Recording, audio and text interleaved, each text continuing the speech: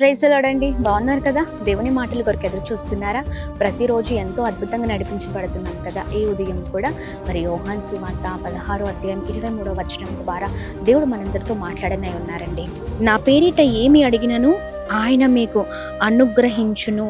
Praise the Lord. అవునండి, దేవుని పేరిట, తండ్రి పేరిట ఏది అడిగినను చూడండి, యేసయ్య మన జీవితంలో అద్భుతం జరిగించే దేవుడు అండి. ఆయన నామంలో ఏదైతే అడుగుతామో నిశ్చయము మన ఎడల కృప చూపించే దేవుడై ఉన్నారండి. చూడండి, మనము ఏ విషయంలోనైనా మరి ఆయన నామంలో అడిగిన దానిని మనకు అనుగ్రహించే దేవుడై ఉన్నారు. చాలామంది ఎలా ఉన్నారంటే అండి, కొద్దిసేపు దేవుని పైన ఆధారపడతారు, కొద్దిసేపు నిరీక్షణ లేని జీవితంలో మరి ప్రాణం చేస్తూ ఉంటారు. దేవుడు చేస్తాడో చేయడో మరి ఎన్నో సందేహాలు మన జీవితంలో. సందేహాలు కాదండి, విశ్వాసంతో ఎవరైతే ప్రార్థిస్తారో, సంపూర్ణంగా దేవుని పైన దేవుని పైన ఎవరైతే ఆధారపడతారో వారి జీవితంలో అద్భుతం జరిగిస్తారు. ఈ వాగ్దానాన్ని ప్రతి ఒక్కరం స్వతంత్రించుకుందాము గాక. ఆయన పేరిట మనం అన్నిటినీ అడిగి పొందుకునే జీవితాలకు మన జీవితాలు ఉంటుంది కాక.